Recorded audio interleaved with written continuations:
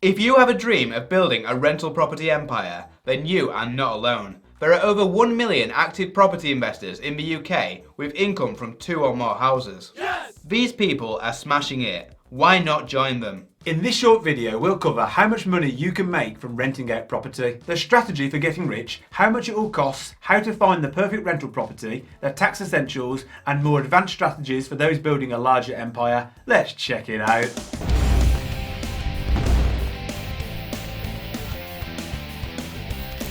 Welcome to Unshackled.com, the investing and finance channel and website that sets you and your finances free. That was Andy and I'm Ben, and if you like what we say, hit the like button and click subscribe. About once a month we send out the Money Unshackled email newsletter, so if you've not yet subscribed to this, you can do so via the link in the description. It's the best way to ensure you don't miss anything. Part 1. Your returns.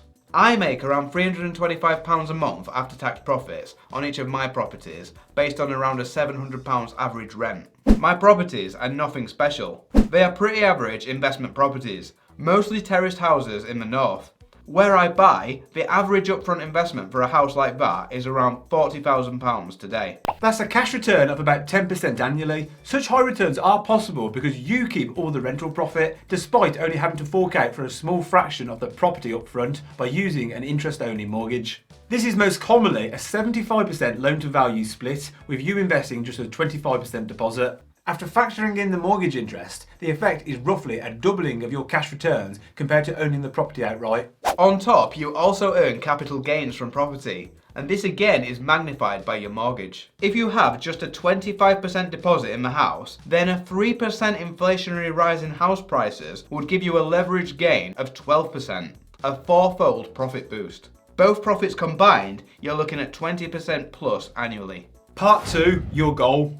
A goal is a dream with a deadline, and yours should have one. For you, is that 5 houses, 10, 20? To reach that goal as fast as possible, you should keep reinvesting all your cash profits into the next property until it's achieved. This means that you need to fund your lifestyle from other income sources like your job until your goal is reached. Part 3. Can you afford it? Upfront costs. You can buy a decent rental property from around 120 grand.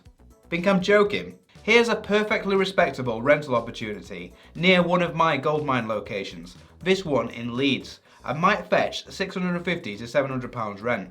A 25% deposit on that is 30 grand, and stamp duty plus legal fees and minor other expenses would bring you to about £35,000 total investment. Some people question whether it's possible to buy such a cheap house, but they usually hung up on where they'd like to live or what they know about their area, rather than sound investment opportunities. Where you live, property might not be this cheap, so you'll either have to buy elsewhere and have an agent manage it for you, or simply make sure that the rent you're getting is proportionally higher. It's comparable, for instance, to buying a £240,000 apartment where the rent is £1,300. Additionally, you may also need to do some initial refurbishment on your new investment to get it tenant ready. MyBuilder.com is a fantastic resource that I've used for estimating the cost of a project, or to check contractors' quotes against to tell if I'm being fleeced or not, with handy pricing guides for pretty much any contractor work you could think of. Top tip, for any job that needs scaffolding, add at least £600 to the price. We'll put the link to this resource in the video description.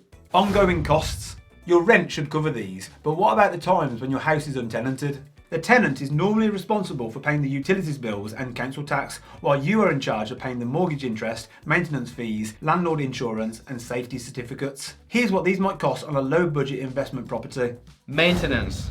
First, don't do this yourself. You're an investor, not a toilet fixer. You should set aside £50 to £100 a month per house into a savings pot to pay for any future maintenance, called a provision. I just had to spend £1,000 to fix a leak in one of mine. Was I bothered? You bet I was. Money is an emotional subject, but rationally, I'd already spent that money months earlier when I first added it to the provision. Letting agent. Use an agent. Don't try saving every pound by doing it all yourself, otherwise your life becomes about other people's problems. Maybe you start out doing it yourself just to experience the amount of work required, then outsource once the lesson has been learnt. An agent costs around 10% of your rental income and means you can treat your investment property like a box on a piece of paper, with money coming in and money coming out. Part 4. Finding property. This is easy to do on Rightmove. First up, set up a filter for the house type and price you want to buy. I typically look at 3-bed terraced houses around the £110,000 to £140,000 range. Look at a few cities and towns until you find houses in your desired price range. Then switch to filter for rental property of the same size in that area. Use the map feature on a computer so you can zoom in on specific areas and streets. If 3-bed houses are getting high rent in the same area that you're looking to buy, then houses for sale in the area are worth a phone call to the estate agent to book a viewing for. Part 5. Your dream team.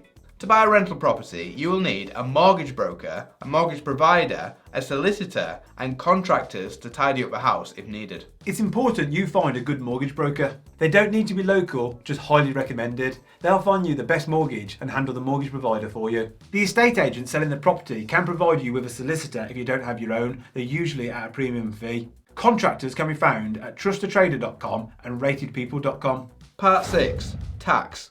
The tax rules are unnecessarily complicated for property investors, but be aware that there are 2 sets of rules. One if you own the properties, and another if you own a company which owns the properties on your behalf. We can't tell you which is best, as the answer will be personal to your circumstances. But generally, if you plan on having a large portfolio of 5 or more properties, or you're a high rate taxpayer, you'll likely be better off using a company. Owning through a company has the following rules: a 19% tax on rental profits. To access profits, you must pay yourself a dividend, which are taxed at 7.5% for basic rate taxpayers, or 32.5% at the higher rate. Mortgage interest is a valid tax-deductible expense. Also, not tax-related, but mortgage products for companies typically have around 1% higher interest rates than ordinary buy-to-let mortgages. Owning directly yourself has these rules. You pay tax on profits at the normal 20% basic rate or 40% higher rate of income tax. Mortgage interest is not a valid tax-deductible expense. We think that this is a disgusting theft by the taxman, not allowing property investors to offset their largest monthly expense in their profit calculations for tax. Like much of the tax system, there is no logic or consistency being applied by the taxman here. Part 7. Advanced Strategies. House in Multiple Occupation, HMO. I converted my first rental property to a HMO. It meant that I could rent the property out by the bedroom to multiple separate tenants, who share a communal kitchen lounge area and bathrooms. Where an ordinary single-let house might fetch £700 rent, a multi-let HMO could bring in £300 a room across 5 rooms, or £1,500 total. But the landlord pays the utilities, council tax and TV licence. You typically convert lounges and dining rooms into downstairs bedrooms, which could turn a 3-bed house into a 5-bed. From my experience of managing a HMO myself, this was in the days before I realised that time is more important than money, there is no worse way to live than to have to take calls and deal with several people's problems and disagreements 24/7. Make sure you're outsourcing the management to an agency. HMO law has tightened up massively in recent years. Most cities have an Article 4 direction, meaning you must ask permission from the council before you convert a property, with the answer almost certainly being no. Check your city council's website for where you can and cannot convert. Here's Manchester's version, for example. The hotspots are typically at the edge of cities, where rent demand is still high, but councils aren't so heavy-handed in their insistence on planning permission. There are a million other hoops to jump through, including many safety regulations. Here's a comprehensive checklist, which we'll link to below. Commercial property. Investors who've built up a decent-sized property portfolio might have the financial clout to be granted a commercial mortgage on something like an office building or retail space. This is a very different market to residential, as your tenants are businesses. The void periods, the name given to the times when a property is empty, are likely to be longer than for residential. But the range of potential profits are far wider.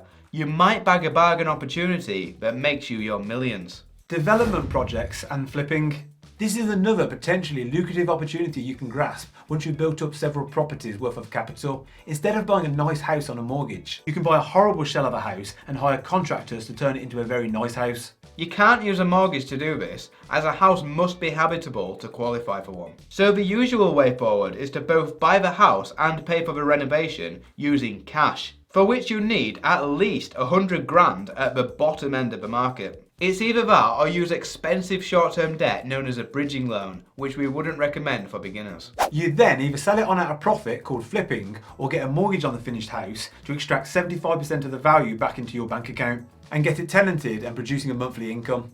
Question of the day. Are you planning on buying buy-to-let property? Do you already have a budding empire? Let us know in the comments below. Thanks for watching. On this channel we talk a lot about personal finance, investing and all things money. If you want to see more great content, please click the subscribe button below.